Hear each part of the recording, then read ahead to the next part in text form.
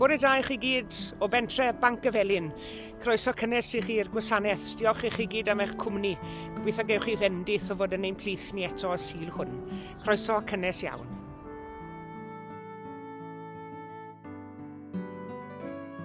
O Dduw, trown at y dwyrain ac wynebu codiad hael. Molwn Dduw am roi bywyd newydd, ieuenctid a dechreuadau. Trown at y de, diolchon am y bobl, digwyddiadau a'r pethau sy'n cynnesu'n bywyd, a'n helpu dyfu a datblygu. Trown at y gorllewin, lle mae'r hael yn suddo a machlud. Molwn Dduw am bob machlud, bob nos a phob diweddglo yn ein bywyd. Wrth i ni wynebu'r gogledd, molwn Dduw am ei fod ef gyda ni drwy her a chaledu'n bywyd ni. Plygwn i gyffwrdd a ddeiar, molwn Dduw'r greadigaeth am ei roddion i gynnal ei bywyd. Syllwn ar y neboedd, a rown diolch i Dduw am roi i ni obeithion a breuddwydio, fel y gallwn fentro ymlaen i'r dyfodol, yn enw Iesu Grist. Amen.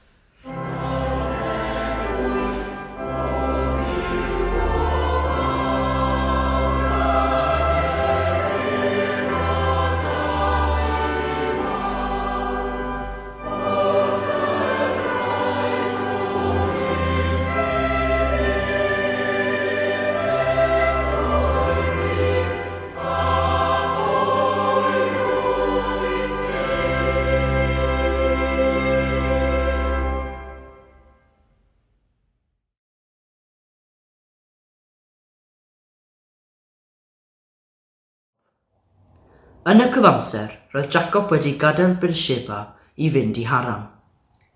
Daeth i le arbennig a phenderfynu aros yno dros nos, am fod yr haul wedi machlud. Cymerodd gerrig oedd yno a'i gosod o gwmpas ei ben a gorwedd ei lawr i gysgu. Cafodd freuddwyd. Roedd yn gweld ysgol yn codi'r holl ffordd o'r ddaear i'r nefoedd, ac ynghylion Duw yn mynd i fyny ac i lawr yr ysgol. a'r arglwydd yn sefyll ar dop y grisiau. Fi ydy'r arglwydd, Duw Abraham, dy daid, ac Isaac, dy dad, meddai. Dwi'n mynd i roi'r wlad yma lle rwy ti'n gorwedd i ti a dy ddisgynyddion.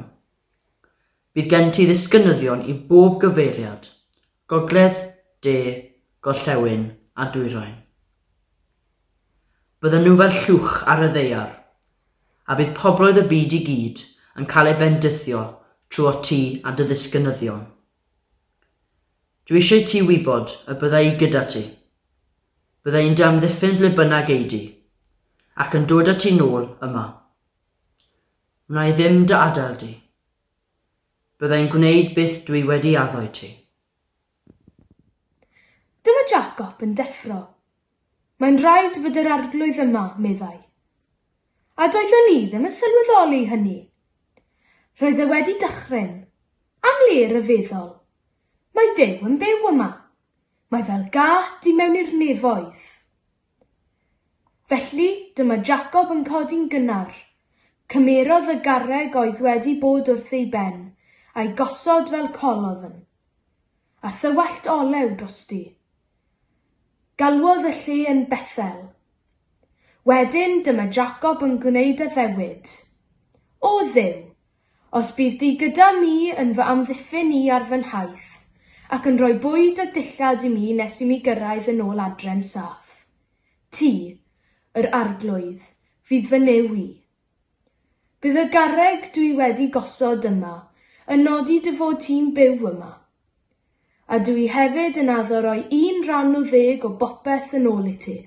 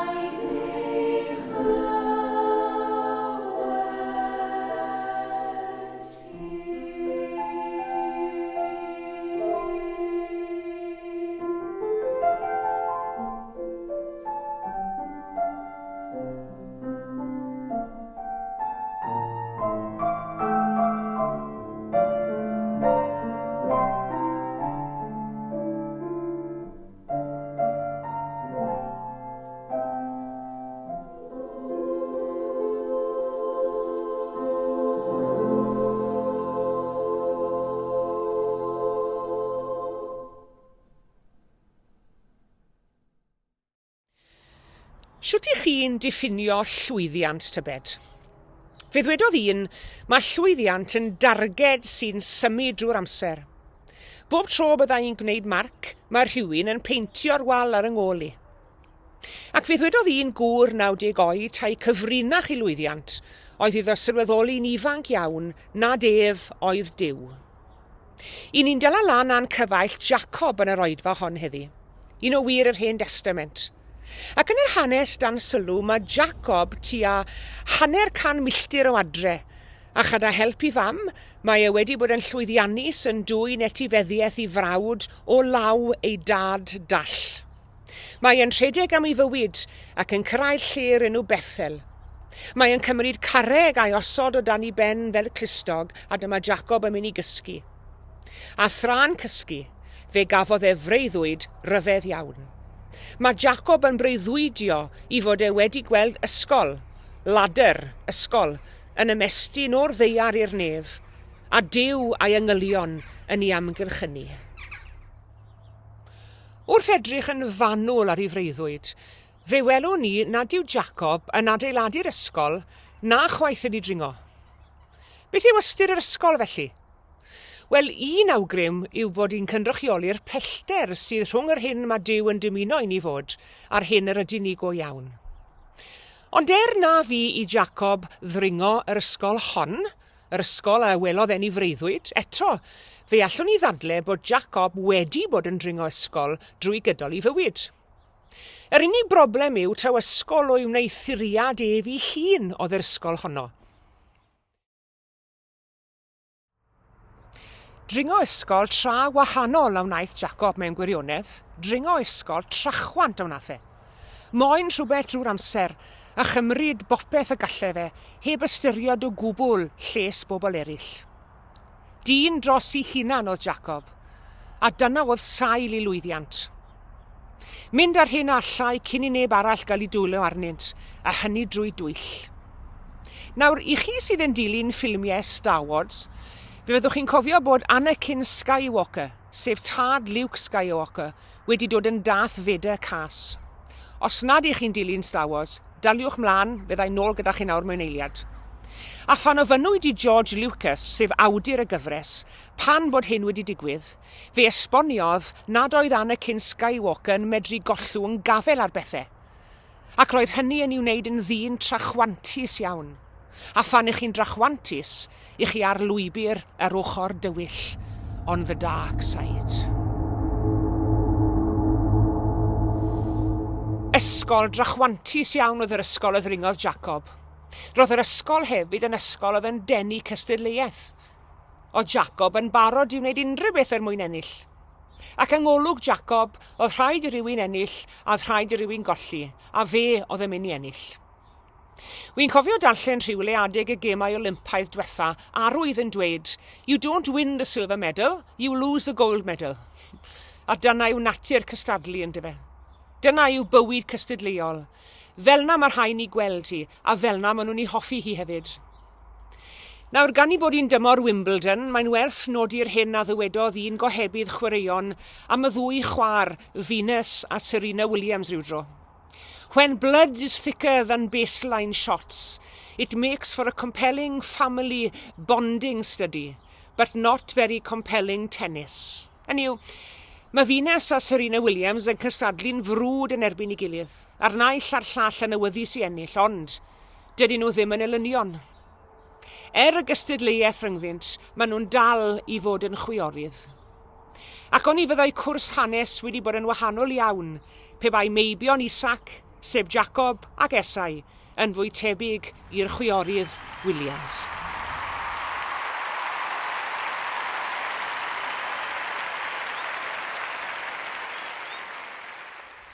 Roedd Jacob wedi bod yn dringo'r ysgolion hyn ar hyd i fywyd mewn gwirionedd. Ysgol drachwant, ysgol gystadleuol ac hefyd ysgol unigrwydd. Hynny yw, oherwydd i drachwant a'i natur gystadleuol, mae e'n cwpla lan yn y man hwn 100 milltir o adre ac ar ei ben ei hun. Roedd e wedi bod yn dringo ysgol a oedd e'n arwen at unman mewn gwirionedd.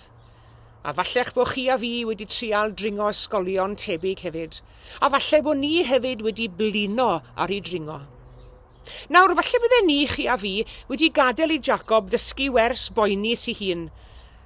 Ond mae Duw yn gweld i gyflwr a'i sefyllfa drwy lygaid gwahanol iawn i ni.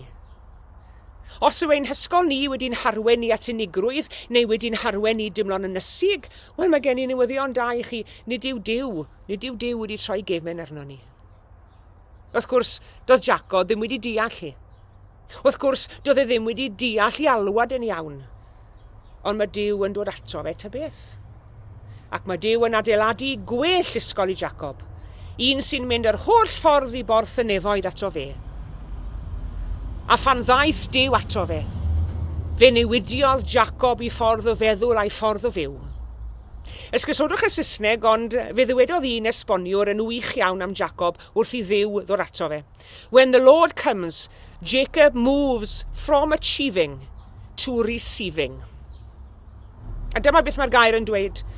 A safodd yr arglwydd ger llaw iddo a dweud, mae fi yw'r arglwydd Duw Abraham dy dad a Duw Isac. A rhodda fi tir yr wyt yn gorwedd arno i ti ac i'r ddisgynyddion.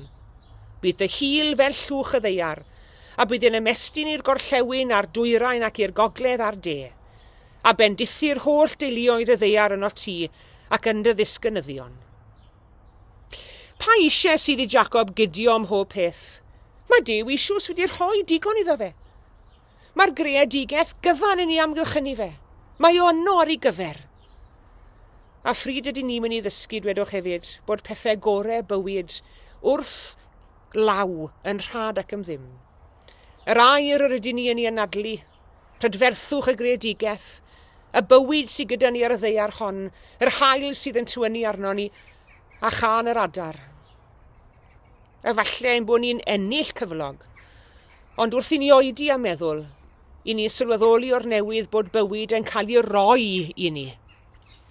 Ac fe gafodd Jacob un o'r momentau myfyrgar hynny hefyd, a chael ei alw nôl i ystyried bod Duw isiws wedi rhoi holl fendithion bywyd iddo fe. Ac felly pan bod angen iddo fe ladd ei hun yn chwilio am fwy. Ac mae'n werth i ni gyd i oedi o bryd i'w gilydd. Oedi yn hytrach na chwilio am fwy drwy'r amser. Oedi a sylweddoli'r hyn sydd isiws o'n hamgylch ni ar ein cyfer ni. Oedi a gwerthfawrogi.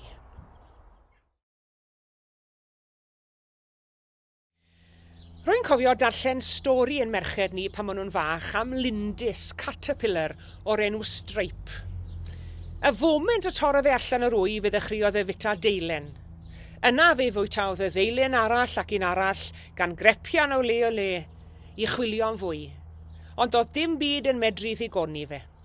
Dringodd e fyny'r goeden i chwilio am fwy o ddail, a dringodd ei lawr eto, nôl ac ymlaen yn chwilio ac yn bwyta drwy'r amser. Ond un diwrnod, fe stopiodd Stripe ac aros yn y tywyllwch. A dyna'r foment pryd y dechreuodd e droi fewn i arf ac yr haf. Ac mae Duw am greu rhywbeth prydferth o'n bywydau ni. Ond y cwestiwn yw, yng nghanol prysurdeb bywyd a'r awydd i gael a derbyn mwy a mwy, a wnewn ni oedi'n ddigon hir mwyn i'r metamorphosis hwn gymryd lle yno ni. Dyna'r hyn ddigwyddodd i Jacob y noson honno. Fe oedodd yn lle dringo. A falle bod rhai ohono ni'n blino ar ddringo, falle bod angen i ni oedi heddi hefyd, a sylweddoli bod Duw isiws wedi rhoi i ni bopeth sydd angen ar gyfer bywyd.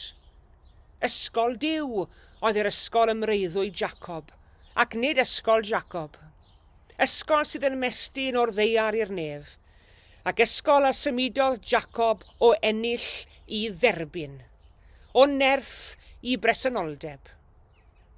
Medda'r arglwydd wrth Jacob fel hyn, wele, yr wy fi gyda thi a chadwaf di ble bynnag yr ei, a do fa thi nôl i'r wlad hon, oherwydd nith a dawaf nes i mi wneud yr hyn a ddywedais. Pan ddeffrodd Jacob o'i gwsg, dywedodd, y mae'n sicr fod yr arglwydd yn y lle hwn, ac ni wyddwn ni. A daeth arno ofn ac meddai, mor ofnadw yw'r lle hwn. Nid yw'n ddim amgen a thydd yw, a dyma borth y nefoedd. Un cyfieithiad Saesneg o'r gair ofnadw ydy'r gair awesome. Mor ofnadw yw'r lle hwn. How awesome is this place? So na chi air yw awesome yn dyfe. Am unwaith yn ei fywyd, fe ddath Jacob ar draws rhywun oedd yn fwy nag e. Gwrandewch ar yr hyn oedd gan Dduw i ddweud wrtho fe'r noson unig honno Methel. Wele yr wyf fi gyda thi. A chadwaf di ble bynnag yr ei, Duw yn addo diogelu fe. A dod fath i nôl i'r wlad hon, Duw yn addo i arwen e. Nith a dawaf, Duw yn addo bod yn gwmni iddo fe. Falle bod rhai ohono ni'n timlo'n bod ni mewn man bach anodd ar adegau, a hynny o ganlyniad i'n gweithredoedd ni'n hunain. Ond pan fyddwn ni'n timlo fel na, oedwn. Ac fe fydd Duw siŵr o estyn ysgol i ni hefyd. Ysgol sydd yn ymestyn bob cam o'r man lle ni arni ar hyn o bryd. Tuag ato ef, a'n gwachodd ni o'r newydd i ddod ato. Distewch, oedwch, distewch, cans mae presenoldeb Crist, y sanctaidd un, gerllaw. Awesome. Amen.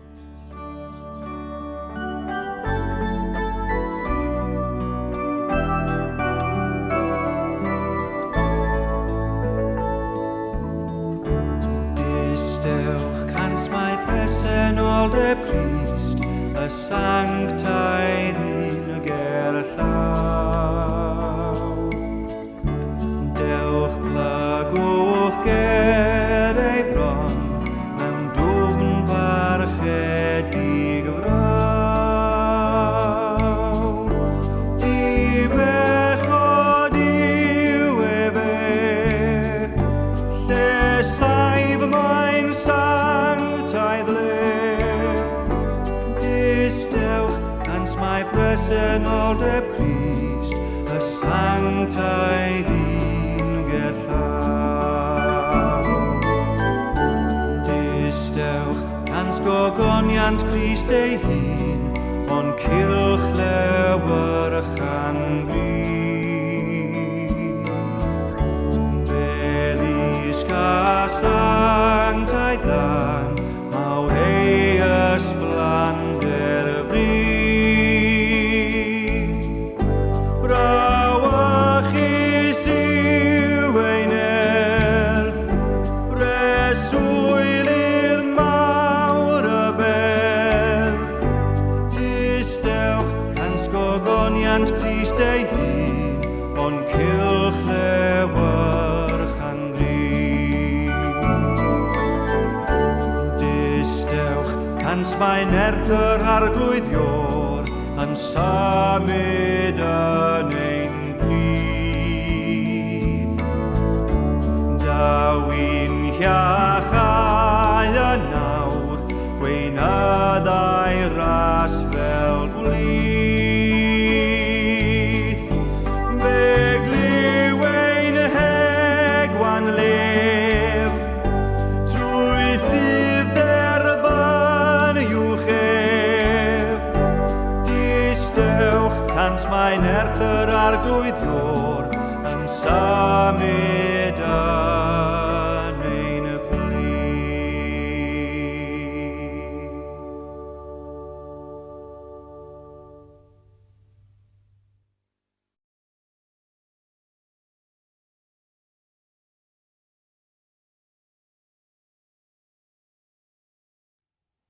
Gweddion, arglwydd, diolch am y fraint o gael ymdywelu. Mae'n bywydau ni i gyd mor brysur a'n byd mor swnllyd. Mae synnau o'n hamgylch ym mhob man yn ceisio denu'n sylw a'n hamser. Pryn y cawn gyfle i fwynhau distawrwydd. Ond diolch i ti am cael gyfle i ymdywelu. Helpa ni i drwy'r distawrwydd hyn yn dawelwch go iawn, a tawelwch yn dangnefedd, a'r tangnefedd yn weddi. Gwna'r munudau hyn yn rhai arbennig i ni, ac yn gyfle i ddod yn rhydd o brysurdeb a physur bywyd. Arglwydd yn y tywalwch. Helpa ni i sylweddoli'r cyfoeth sydd ym hamgylch, ym mhob sy'n hyfryd i'r llygad ac yn swino'r eglist. Yn heiloni dy ddarpariaeth ar ein cyfer, ymrydferthwch y byd yng nghyngerch y ddaear ac yng nghelfyddyd a gwybodaeth pobl.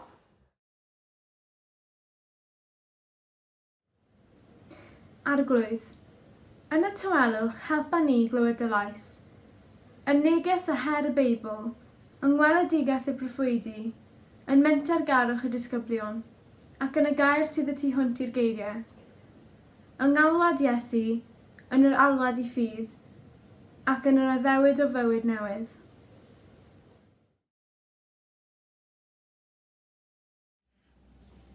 Arglwydd. Yn y tawelwch, helpa ni I eiriol dros eraill, y rhai sydd yn byw yn sŵn rhyfel a therfysg, y rhai sydd yn galaru ac yn hiraethu, y rhai sydd mewn poen a galar, y rhai y mae pryder, tensiwn ac ofn yn ei llethu, y rhai y mae ei nerfau dan straen, y rhai sy'n crefu am yr hwyr ac yn griddfan am y wawr, y rhai y gwyddom ni yn bersonol amdanynt.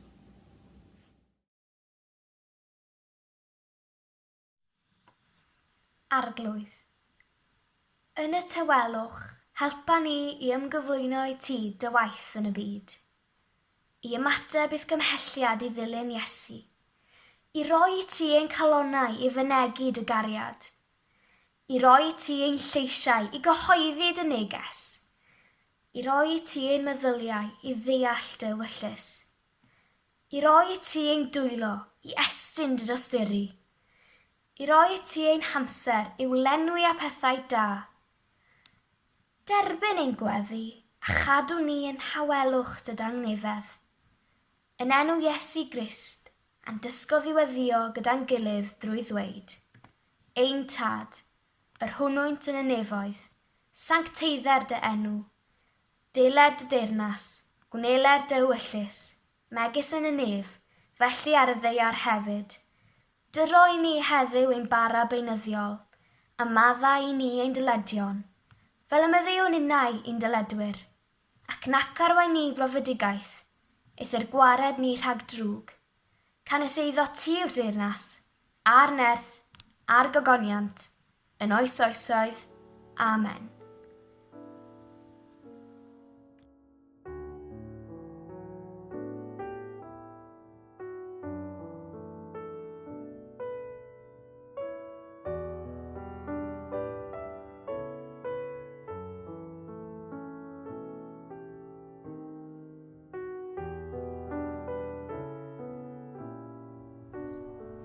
Diolch yn fawr iawn I chi gyd am eich cwmni heddi. Diolch arbennig I bobl ifanc Capel y Priordy am gynorthwyo gyda'r gwasanaeth. Tan y Sul nesaf, cadwch yn ddiogel ac yn iach. A gras ein harglwydd Iesu Grist, a chariad Duw, a chymdeithas yr ysbryd glân, a fyddo gyda ni oll. Amen.